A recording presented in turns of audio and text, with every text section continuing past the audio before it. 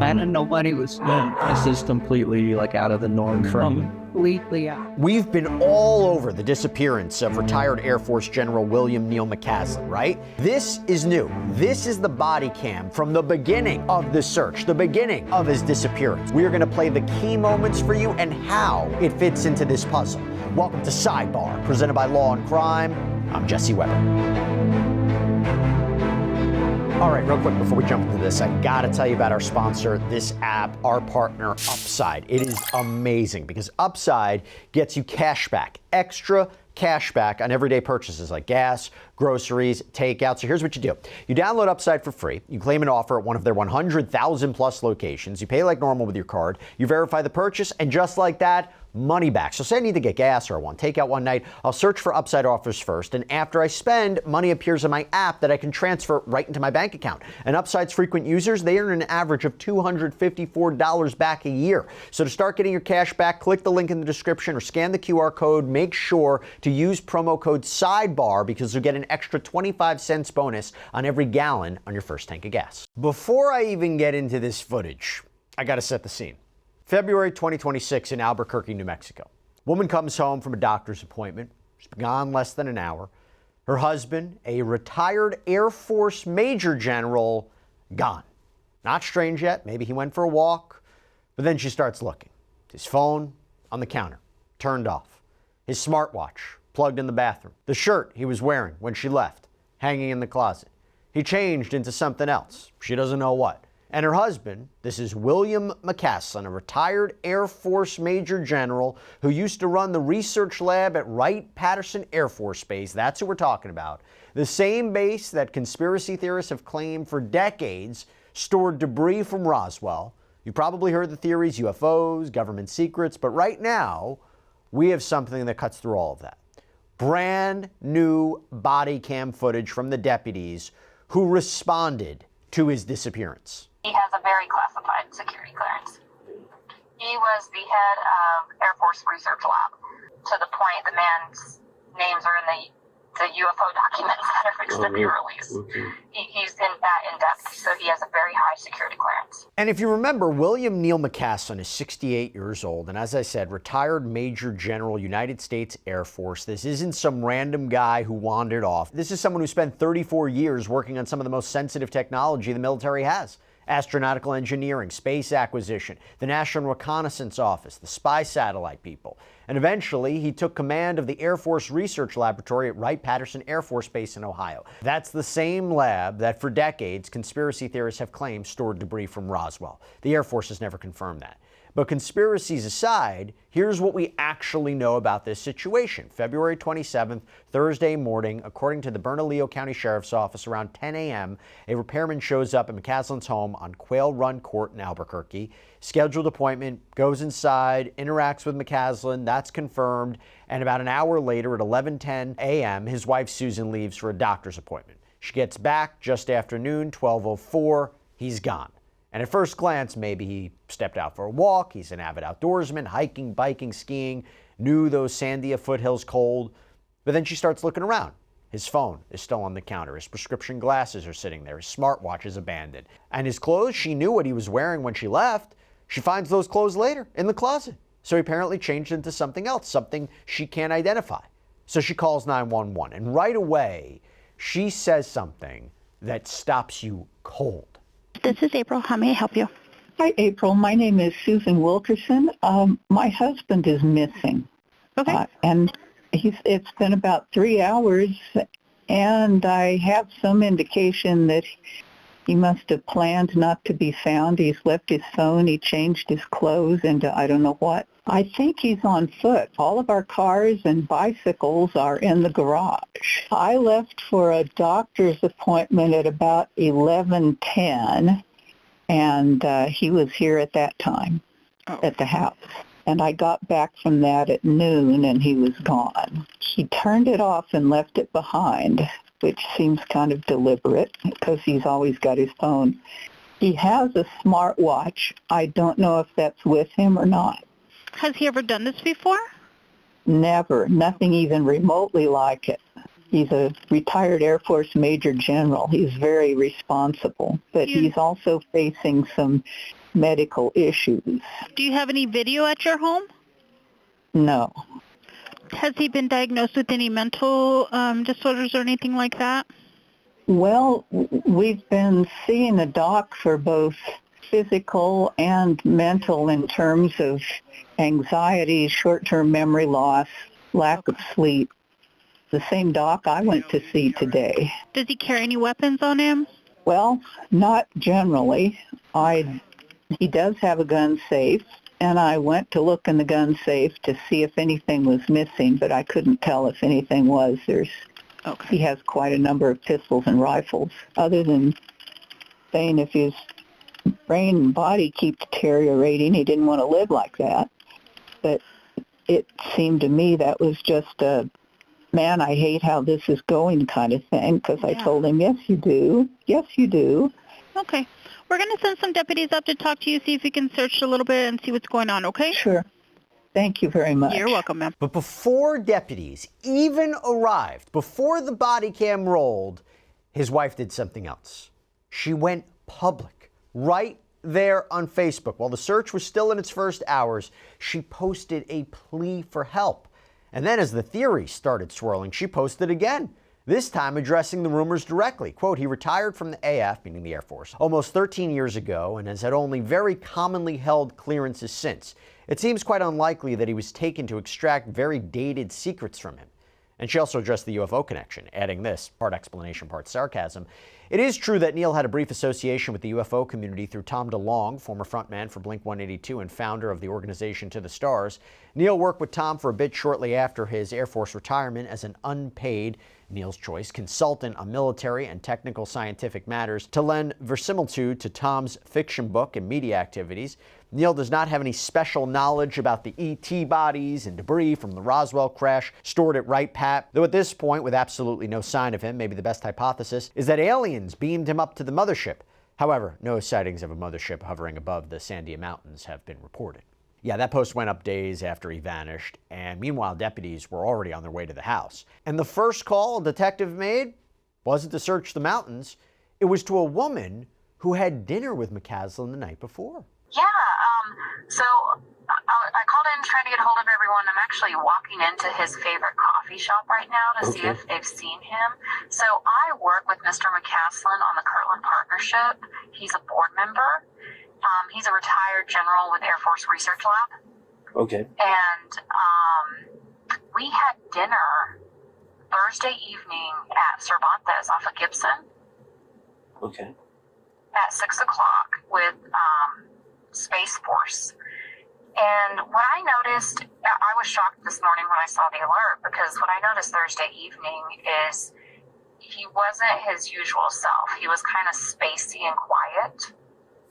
And you know, that happens with people, so I didn't put anything with it. Right. He left in his vehicle, and then I called this morning. I called security forces out at Kirtland just to ensure he hasn't used his card out there, and he hasn't. He has an access based, and they're going to keep monitoring that area. But from what I understand, well, let me tell you this first. So Thursday evening, he was wearing a blue and white striped collared shirt, button down. Okay. And he was wearing a little name tag, his KPC name tag. And so, from what I understand, is he left the house, his wife didn't take anything, was on the running trail, and he was last seen at 11 o'clock yesterday. Right. Right. Does he carry like a security clearance or anything like that? He has a very classified security clearance. He was the head of Air Force Research Lab. To the point, the man's names are in the UFO documents that are fixed to be released. Okay. He's in depth, so he has a very high security clearance. Now, back at the house, a deputy is talking with McCasland's wife, and she's starting to piece together a timeline. Wish we knew.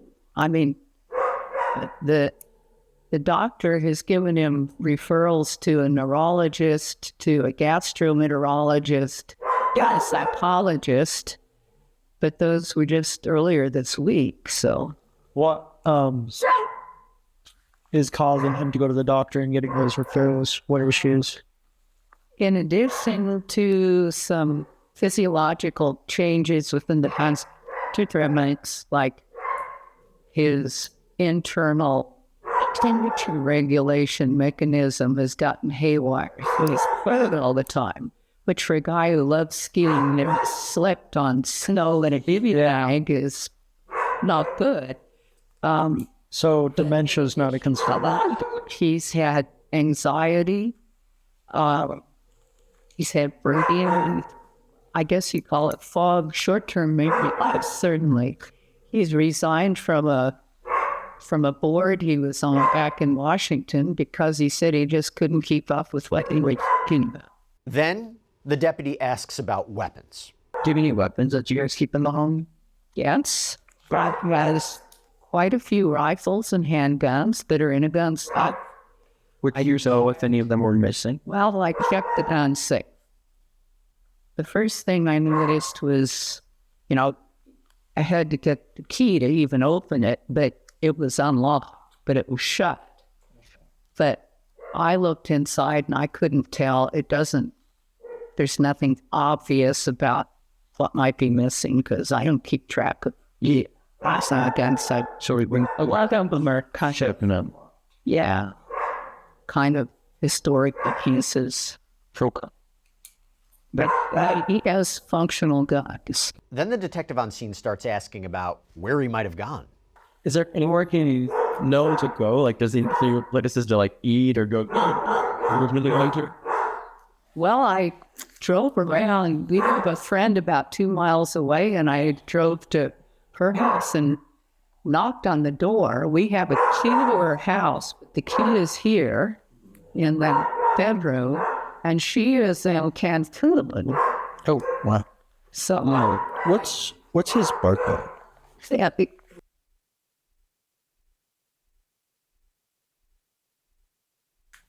he's 68. Now, does he have a New Mexico ID? If I ran him, would he come back with that from here? from what? New Mexico driver's license? Oh. Yeah. And so is there any like trails that he frequents? Like, Well, I drove up into Elena Gallegos. I drove around our neighborhood, his house. you were over. I mean, yeah, maybe he hiked up Lalu, so it's going to take the tram back. But that's odd that he would have left it running his watch. Then this is completely like out of the norm for him. Completely out of him. And then his wife brings up something that she mentioned on the 911 call. But here, she adds more detail. The trip that he was supposed to take, the friends, and what he was worried about. I mean, you'll see it all over the house. Preparations. He was going to a backcountry ski hut next week with 17 friends. Sweet. Wow. A ski into kind of place. So there's food and gear and there's all kind of things out that he was setting aside for that. But he was worried that his physiology was going to let him down on this trip. Then questions turn to, how is McCasland feeling? Have you noticed, like, just like his mentation? Has that been different? Was it different today? Today he had taken a drug that the doctor prescribed last night that was supposed to help with sleep. With weight gain, he's lost about 20 pounds for no reason. And with anxiety.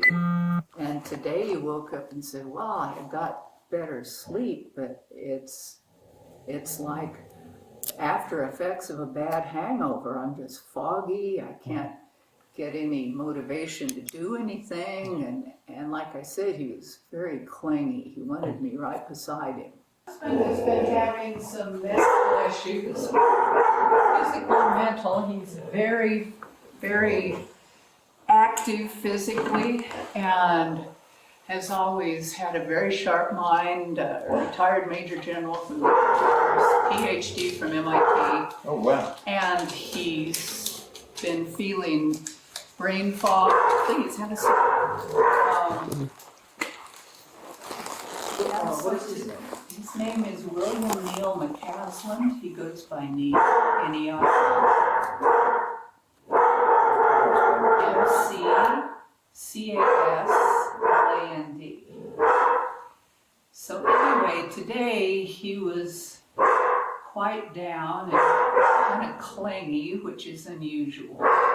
And I had a doctor's appointment. I remember looking at my car clock. I backed out at 11:10. And I was back by around noon and he was gone. And I found his phone turned off and left on his stand. I found his smartwatch plugged in the bathroom. And all the cars are here, bicycles are here, so he has to be on foot. I found the shirt he was wearing when I left hanging in the closet, so I don't know what he was wearing. So this is the part where the deputy circles back on something that could have helped, a GPS device. McCasland had one for backcountry trips, but his wife checks, and what does she find? You think this might have GPS, like, tracking? Two-way radio. Or it's his avalanche beacon. I'm not sure. Let's see. Gosh almighty.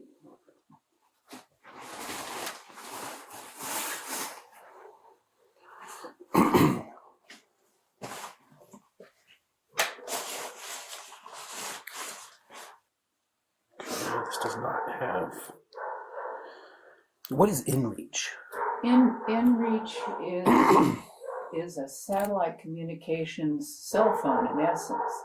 And Okay. it gives position every time it sends a message. And you can go back once you receive a message and even like click on a connection and it will show you the track that has been followed. Okay. So it does talk to GPS. Yeah. And it also allows text via satellite. Okay. Yeah, this is the internet that I'm reading says that this doesn't have any GPS or anything Okay, tracking. so that's his avalanche beacon then. Is it possible he may have that with him? Since he deliberately left his phone and watch? Meanwhile, police also talk to neighbors, knocking on doors, looking for any camera that might have caught which way McCasland went. And one neighbor mentions a tunnel, this hidden route most people don't even know about. As you walk down the trail from San Rafael Light and then go over, there's a great tunnel underneath where although they built new apartments and condos or something to the west side. Okay. So that's only been there probably about 3 or 4 years. To me, it just seems like yesterday. Yeah. But when I worked on a lot of the trails and all of this stuff, and the lights and downlighting and with the county and stuff like that. Right. So when we put in that tramway trail, there's also on the black asphalt pavement, there's kind of a little walk place where you can also go down kind of into the wash over here. Okay. And underneath that, the reason why that all the setbacks are the way they are is because there is underneath a tunnel that we made especially for a rider on a horse. Because in the olden days, that was the North Albuquerque acres where everybody had horses. Sure. Up here, you just live with rattlesnakes. But over there, the horse people. So we have a huge tunnel underneath that two riders can ride kind of side by side abreast on the horse and go underneath that tunnel from that far side, and it goes underneath and this trail next to the black asphalt, there's just kind of a little walking down slope, and that's where a huge tunnel for the riders to come through on their horses. Then the middle of the trail goes up and then crosses Sims Park Road at a place where a rider can then ride on into Elena Gallegos. Then the neighbor adds something else, a warning about where that tunnel leads and who might have been living down there now. Yeah, that's what I've been hearing from some of the From neighbors. bobcats, cougars, bear, everything. But the bears, I don't know if they've woken up yet, but birds, lots of birds.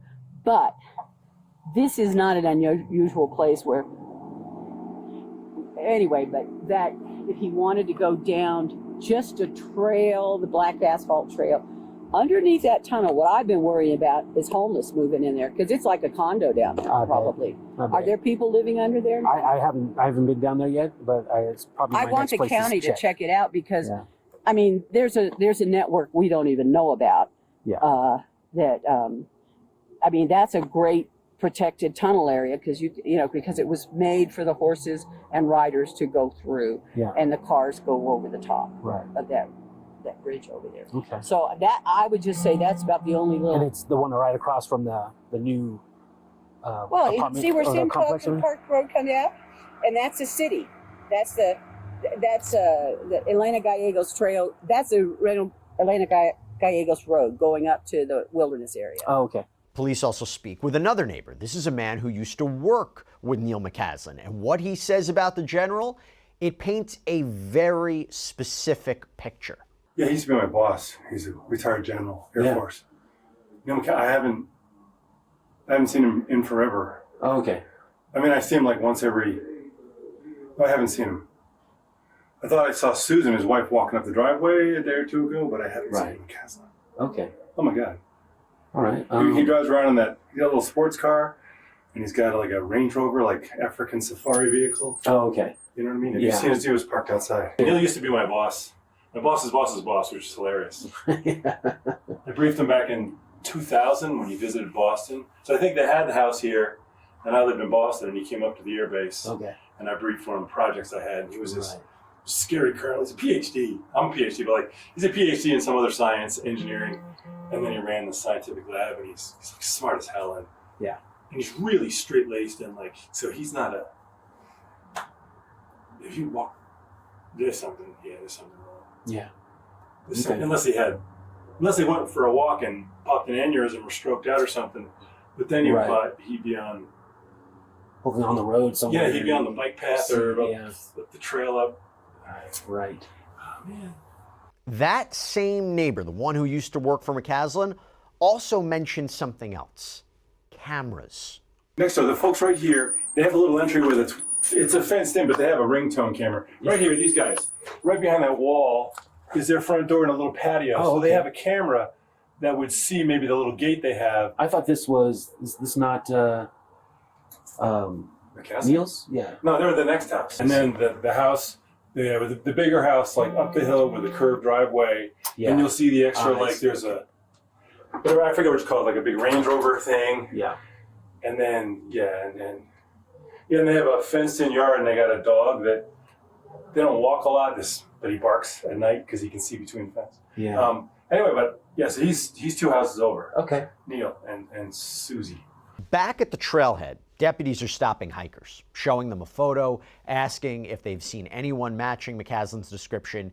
And there's one group that mentions a man with a walking stick, oriented. I'm looking for a missing person by chance. Oh, okay. So I do got a picture.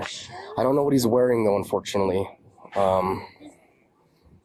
See, I thought I had a picture. Yeah, there it is. It's gonna be the one in the black shirt. I don't think so. No. That wasn't the guy with the that was talking to us? He doesn't seem like he was lost though. He didn't seem lost, but there was one guy with a walking stick. With a walking that kind of stick? looks like him. He might be. We're not sure yet. Okay, I'm not sure if he's suicidal. He was oriented. He was very oriented. Yeah. How long ago was that? Like an Maybe hour, an hour. An hour ago? Yeah. It was like right at the beginning. Like he would have already been down here. Yeah. Okay, he was coming on his way back? Yeah, he was probably 2-3 minutes from the entrance. What was he was wearing? walking this So way. he had like a blue shirt. Blue, did he have a blue hat just like yours? Yeah. I think I talked maybe to a that. cap. He had a cap. Cap? Yeah. Okay. And sunglasses I And talked to 2 someone down hiking there. sticks. And 2 hiking sticks. and a backpack. Okay. If you guys see that person, just call in and just let us know. Absolutely, I will. I'll be cruising around. I appreciate you. Thank you so much. Meanwhile, a deputy's back with the canine handler, and they're trying to figure out where to even start tracking. The problem? They don't know which direction McCasland left the house. If we're dealing with someone who is suicidal at this point, like, what would make him suicidal? Is it the So neurological thing? she said the neurocons were saying he's having a very hard time with temperatures. and he has a big skiing, like snow trip coming up with 17 friends, and he's worried that he won't make it physically. Okay. What about financial stuff? Do you know anything? Is there No. any hardship there? No mention of it. Dom's leading question. I don't think that's been asked yet. Because this is my thing too. Is like, I wanted to know exactly if they go on walks like out here, like if he's walking, she's heading on this trail. That's a long ways to get to that point. Yes. Just to get to the trail, walk. I could possibly track him with a dog, but it would have to be from like a little spot where we know that this is probably where we walked through. So if it's in the backyard and we skirt it up that way, I could track him all the way. Hutch will track. I've tracked up to a mile with him before, so he'll do it. Yeah. And I would probably just need, because I don't know if he's going to be crossing over roads. He's done urban stuff too. I need like a dirty pair of socks or something. She has the clothes he was wearing earlier today. That might work. We're going to canvass the area. If I can, if I could figure out like exactly where he had taken off from, like even like if you walked through the backyard and like kind of went up this way, would you do something like that? Never do that. Okay, so you'd basically stay on the streets. He'd be leaving the property one way or another on Quill Run. Okay, that's what I want to figure out. Because if we're gonna start looking, I want to know, like, I guess, is he physically able to start going through? He's physically able to climb a loose trail to the crest. Oh yeah, probably more so than me then. I've done that once, and I was not about to do it again. Okay, well, he does that 2 or 3 times a year. Good for him. Then we're gonna start canvassing the area and start driving around and seeing at that point. Can I see the picture that you have of him one more time? Sure. So we all have a fresh image in our head. Okay. Okay. Perfect. And his name again? Neil Yeah, McCasland. that's great. You want to ask for the last clothes he was wearing? I don't know if I'll get to that point. If it gets to a point to where I'm able to track him with my dog, I'll ask you for the clothes that he was wearing. Okay. And we'll go that route with it. I don't know if I have a good area to start that, so I don't think I'm going to be able to at this moment. Okay. But if it gets to that point, then I'm able to track him with my dog here. Okay. I'm pretty sure since Quill Run Court is a cul-de-sac and all you can do is kind of go toward Tramway, that he would have left that direction on Quill Run. Drone operators are out searching too, but the terrain is brutal. One deputy explains what they're up against. So Sarge wants us to go check the other house.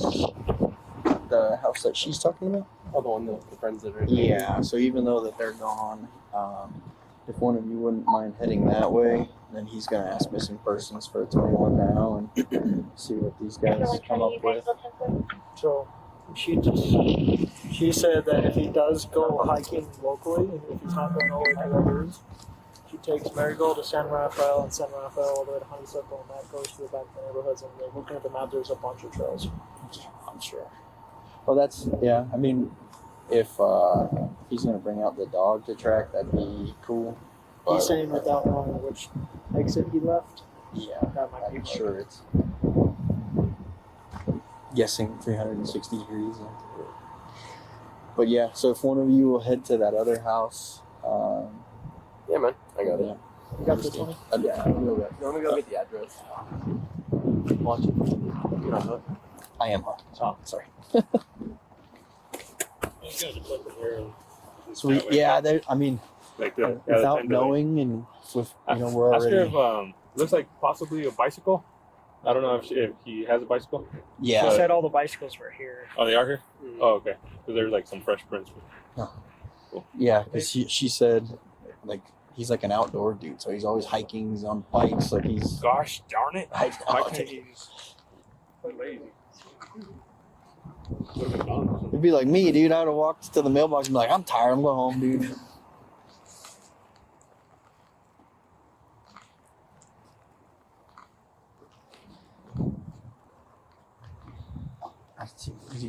You keep going back there? She said he most likely left either through the garage or a sliding door over here. Yeah. I'm gonna check here.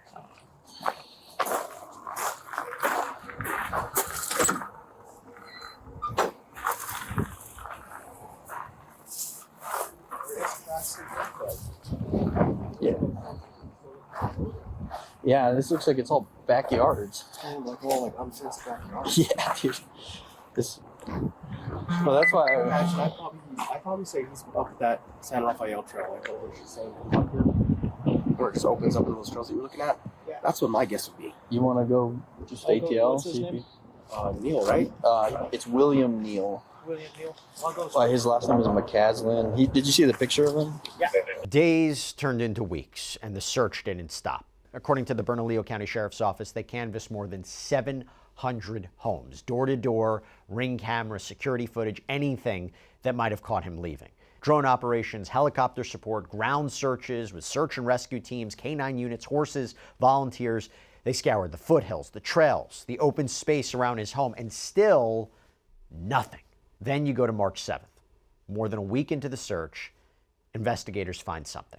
A gray U.S. Air Force sweatshirt, about 1.25 miles east of McCasland's residence. They collect it, they process it, no blood detected in the initial testing, but the family couldn't confirm it was his. By the 2-week mark, the sheriff's office released a new photo of McCasland, light green button-up shirt. Investigators said they believe that's what he was wearing when he disappeared. They also confirmed what was still missing: his hiking boots, his wallet, a .38 caliber revolver with a leather holster. Retired Air Force Major General, PhD from MIT, a man who once commanded the research lab at Wright-Patterson, the same base at the center of decades of UFO speculation, still nowhere to be found.